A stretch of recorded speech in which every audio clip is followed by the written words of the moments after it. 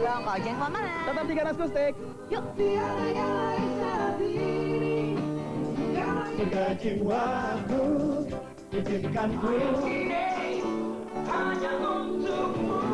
Bantu kami, Slang. Saksikan Ganas Kustik. Sabtu 19.30. Mana tetap di Ganas Kustik.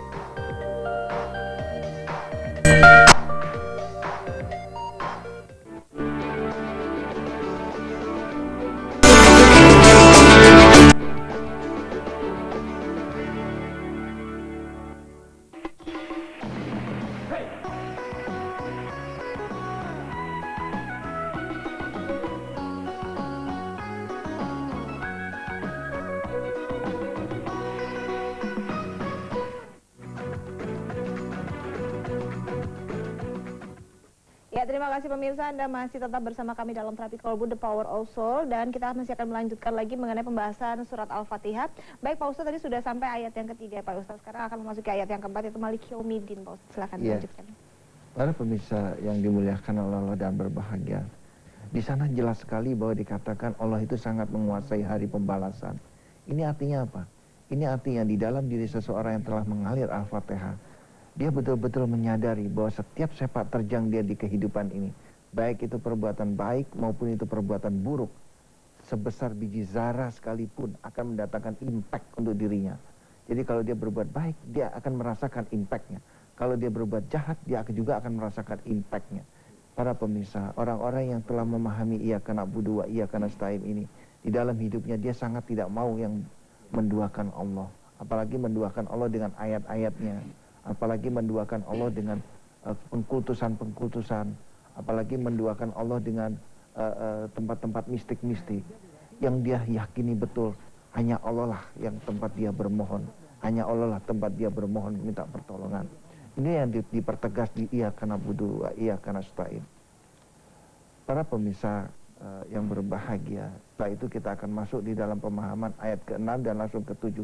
Para pemirsa, di sini terlihat sekali bahwa orang-orang yang telah mengalir Al-Fatihah di dalam dirinya, dia tidak akan pernah merasa bahwa dirinya satu-satunya orang yang tahu jalan yang lurus.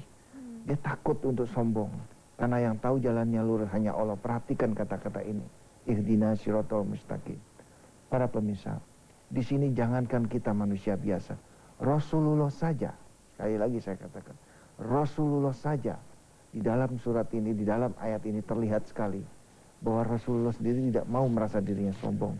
Ya Allah, tunjukkanlah kepadaku jalan yang lurus. Ini artinya Rasulullah sendiri tidak tahu jalan yang lurus. Yang tahu jalan yang lurus hanya Allah. Sekali lagi, yang tahu jalan yang lurus hanya Allah. Kalau berdasarkan referensi surat ini, yang tahu jalan yang lurus hanya Allah. Nah, 7 ayat ini semua digabung di dalam diri seseorang, terus kemudian dilatih, sehingga dia mengalir di dalam diri tersebut dan menjadi sebuah akhlak yang disebut akhlak Al-Fatihah. Nah, inilah kira-kira gambaran kenapa Rasulullah dikatakan sebagai Al-Quran berjalan. Kalau dari penjelasan Al-Fatihah ini kita dapat melihat kepribadian dan karakter Rasulullah seperti apa. Yaitu seperti Al-Fatihah tadi, yaitu sebagai orang yang sangat tidak sombong, sebagai seseorang yang sangat menghargai seluruh ciptaan Allah di alam jagat raya ini, sebagai seseorang yang sangat tidak musyrik, sangat tidak pernah menduakan Allah, sebagai seseorang yang sangat mencintai manusia, apapun bentuk dan modelnya. Sebab Allah telah memerintahkan di dalam kitab suci, cintai orang lain seperti kau mencintai dirimu sendiri. Ya, nah, itulah kira-kira penjelasan tentang Al-Fatihah. Mudah-mudahan ini bisa bermanfaat untuk diri saya dan juga untuk para pemirsa yang berbahagia. Baik Pak, nanti sebelum kita melanjutkan mengenai pertanyaan, sebenarnya kaitannya surat Al-Fatihah dengan kesehatan itu apa, tapi saya ingin bertanya terlebih dahulu Pak ya, dengan mantan pasien dari klinik terapi kolbu. Baik, Ibu Lydia nih Bu ya, sebelumnya sakit apa sih Bu sampai akhirnya mengunjungi tempatnya Bapak Ustadz Soni Sutrisno ke klinik terapi kolbu ini? Sebelumnya penyakitnya itu habis ngelahirin, jadi sering pingsan, terus ininya debar-debar gitu, jantung, kepala berat, jadi dibawa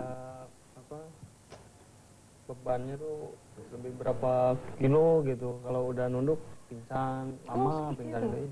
Ini melahirkan pada saat itu normal atau normal, normal cuman ya? pendarahan gitu. Anak yang ke pertama? Kedua. Oh, anak yang Anak kedua. yang Yang pertama kedua. waktu itu sebelumnya seperti itu juga tidak? Seperti itu juga, cuma pendarahan biasa aja. Oh, tapi tidak memiliki rasa berdebar-debar dari kepala ya. pusing itu tidak ya? Tidak. Itu begitu setelah melahirkan sampai akhirnya Iya. terjadi itu langsung. Iya. Lalu apa lagi nih keluhannya? Rasa ini Cemas. katanya apa? Cemas berlebihan. Jadi Cemas kalau dalam arti melihat seperti apa nih? orang banyak langsung gemeter, kayak boleh dikatakan kayak seperti kayak orang punya penyakit ayan gitu. Itu sampai kayak mohon maaf kalau ayan epilepsi kan biasanya suka sampai Iya. gelepar-gelepar Iya, gitu. tapi kalau sampai situ enggak sampai cuma gemeteran. Cuman aja. gemeteran. Gemeteran tuh berlebihan sekali Iya. ya. Itu rasanya apa sih Bu? Pusing atau Ini kayak gimana sih? Kayak mau jatuh gitu.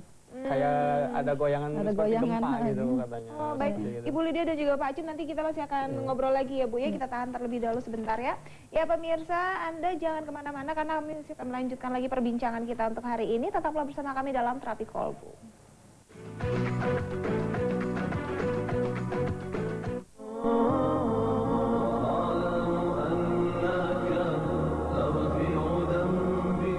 Assalamualaikum warahmatullahi wabarakatuh. Para pemirsa televisi yang dimuliakan oleh Allah dan berbahagia. Terapi kolbu ditemukan kurang lebih sekitar 12 tahun yang lalu, kebetulan oleh diri saya sendiri atas izin Allah. Inti daripada kekuatan terapi kolbu semuanya berawal dari kekuatan basmalah atau kekuatan kasih sayang. Pengobatan alternatif terapi kolbu ini tidak mengandung risiko, sehingga alternatif daripada pengobatan ini boleh dikata aman dan tidak mengandung unsur musrik. Mudah-mudahan apabila ada di antara para pemirsa yang saat ini sedang menderita sakit seperti tadi, boleh mencoba terapi kolbu sebagai salah satu alternatif pengobatan.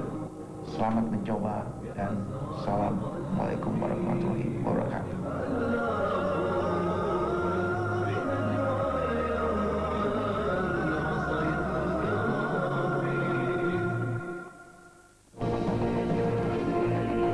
Tentunya juga yang dipilih itu orang yang menguasai dan mengetahui keadaan sosial budaya, keadaan ekonomi, hukum, dan lain-lainnya di kota ini. Penuhi informasi Anda selama 4,5 jam di Ada Apa Berita. Selamat berjumpa dalam Ada Apa Berita di awal minggu ini. Di masyarakat yang masih memiliki keluhan-keluhan ini bisa langsung ke Kan uang nih bingung mau diinvestasikan kemana? Jadi kita saja solusi Pak bersama dengan Lulu Mayanti yang sudah ditemani dengan narasumbernya ya. Kita akan membaca dulu Twitternya. Baik. perasaan cuaca hasil prediksi dari BMKG. Di Jakarta kita bergeser sedikit ke kota Bandung. Ya, dan Dialog khusus mengenai isu teraktual, informasi hiburan, dikupas tuntas dalam dialog interaktif. Menunjukkan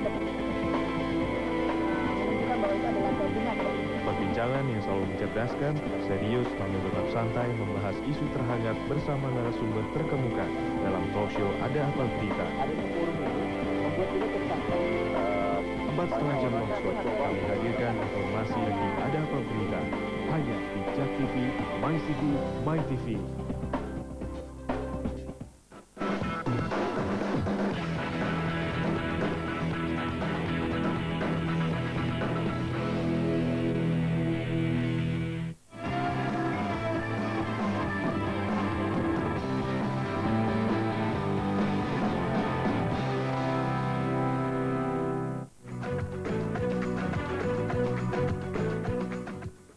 Ya, kembali lagi bersama kami dalam Terapi Kolbu The Power of Soul. Dan pemirsa, alamat dari klinik Terapi Kolbu ini ada di Jalan Utan Kayu Raya nomor 24 Jakarta Timur. Teleponnya di 021 858 2029 atau di 021 850 413 atau di 021 70 58 0381. Dan masih kembali kepada Ibu Lydia dan juga Bapak Acim nih Bu ya.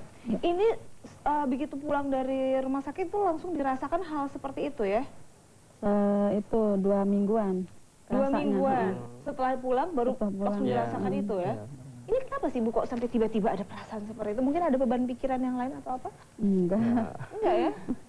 enggak mikir. Pernah apa. dicek dokter sebelumnya? Udah di rongsang. Udah di EEG pernah kepalanya itu. Tapi yang saya heran nggak ada ini gitu, nggak ada penyakit kata dokter itu. Oh malah tidak ditemukan Iya, apapun. bukan apapun gitu. Lalu sampai akhirnya ke tempatnya Bapak Ustadz Soni Sutrisno Enggak, nih? sebelumnya saking saya udah ngerasa, boleh katakan arah lah ya. Udah saya bawa pulang aja ke sono ke kampung, berobat di kampung. Ada dapat lagi bulan Ramadan kalau nggak salah. Dari titirah dulu lah kalau boleh kata orang Sunda gitu ya. Udah habis lebaran bawa lagi ke sini. Nah, saya lihat di TV ya, kata saya udahlah mah, udah ke sono aja nyoba, kata saya, siapa tahu yang namanya kita berusaha kan wajib. Iya. Kata saya hasil tidak nyoba kan nggak wajib. Kata saya kan gitu. Oh, ya udah. Ya alhamdulillah semenjak ke terapi kolbu ini sekali, 2 kali saya tanya gimana. Alhamdulillah katanya udah agak mendingan katanya gitu ya. Ini mendingan tuh dalam arti seperti Jadi apa? nggak separah Nggak separah ini kayak gitu. pertama yang itu. Kedua kan udah 4 kali sekarang. Sekarang udah alhamdulillah. Alhamdulillah ya Iya, sudah tidak ada iya, dirasakan sudah tidak seperti ada, itu iya. ya. Jadi dengan rasa pingsan dan rasa gemetar. Nggak ada, iya, Enggak. tidak Sekarang nih ada. kalau ngeliat orang banyak kayak gini nih. Enggak. Enggak ya. Jadi memang alhamdulillah hanya Iya. dalam kurang lebih 2 kali. 4 kali Iya, terapi ya sudah iya. langsung dirasakan yang namanya perubahan-perubahan seperti Iya, itu ada ya. perubahan. Alhamdulillah baik. Ini kepada Pak Ustadz Soni ini sebenarnya kalau kita lihat ini Pak Ustadz, ini kalau ke dokter katanya nggak terlihat apapun nih Pak Ustadz penyakitnya. Ini kalau menurut Pak Ustadz sendiri seperti apa nih Pak Ustadz penyakit yang dialami oleh Ibu Lydia? Ya, sekali lagi bahwa Ibu Lydia udah bagus ya melakukan ikhtiar ke medis ya, suaminya juga membawa pulang ke kampung, berobat di kampung ya. Itu kan salah satu bentuk ikhtiar. Saya pikir itu satu langkah yang baik karena Allah sendiri kan mengatakan bahwa kamu mesti ikhtiar dan berdoa ya. Ya. Nah, dengan ikhtiar dan doa itu ternyata terus kemudian Allah kebetulan, saya katakan sekali lagi kebetulan memberi petunjuknya lewat terapi kolbu. Ini artinya bukan medis tidak baik. Kita umat Islam tidak boleh memusuhi medis karena itu adalah anjuran Rasul. Ya. Rasulullah itu mengatakan kepada kita tuntut ilmu sampai ke negeri Cina. Ya. Artinya apa? Orang-orang medis itu, dokter-dokter itu mereka adalah orang-orang yang mengikuti anjuran Rasul. Mereka sekolah. Ya.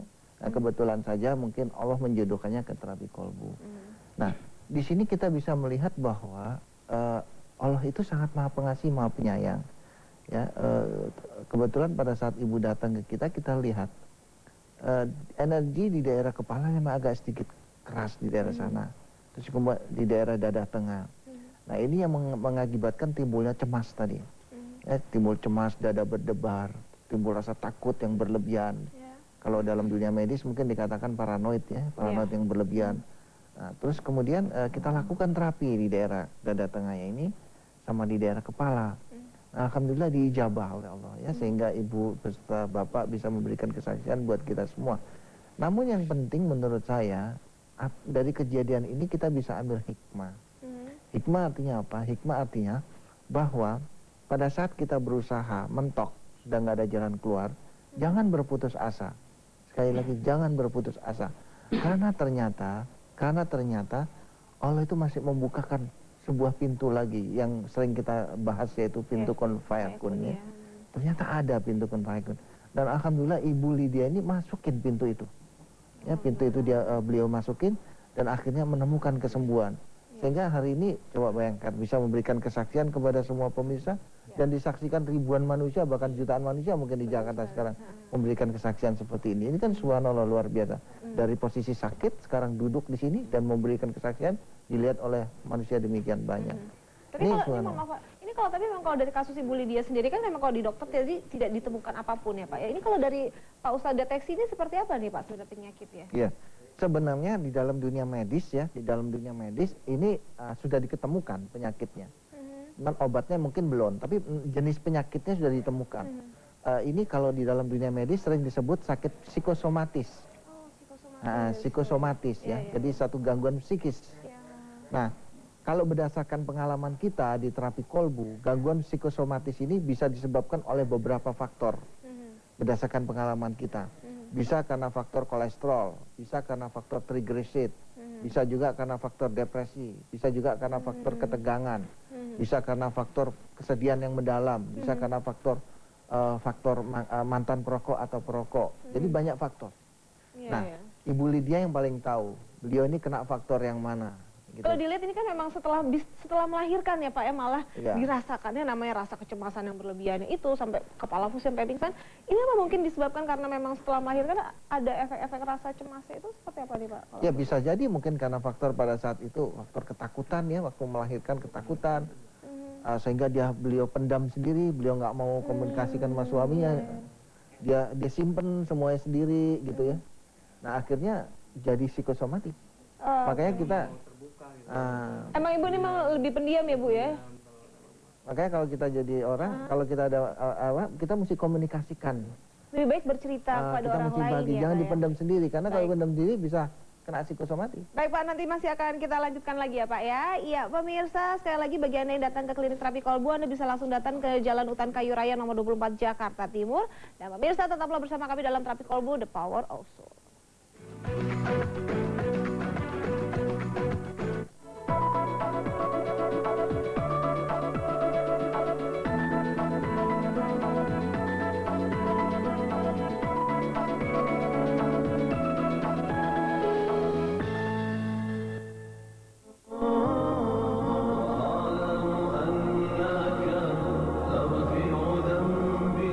Assalamualaikum warahmatullahi wabarakatuh.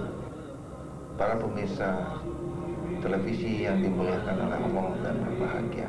Terapi kolbu ditemukan kurang lebih sekitar 12 tahun yang lalu, kebetulan oleh diri saya sendiri atas izin Allah. Inti daripada kekuatan terapi kolbu semuanya berawal dari kekuatan basmalah atau kekuatan kasih sayang. Pengobatan alternatif terapi kolbu ini tidak mengandung risiko, sehingga alternatif daripada pengobatan ini boleh dikata aman dan tidak mengandung unsur musik. Mudah-mudahan apabila ada di antara para pemirsa yang saat ini sedang menderita sakit seperti tadi, boleh mencoba terapi kolbu sebagai salah satu alternatif pengobatan. Selamat mencoba dan assalamualaikum warahmatullahi wabarakatuh.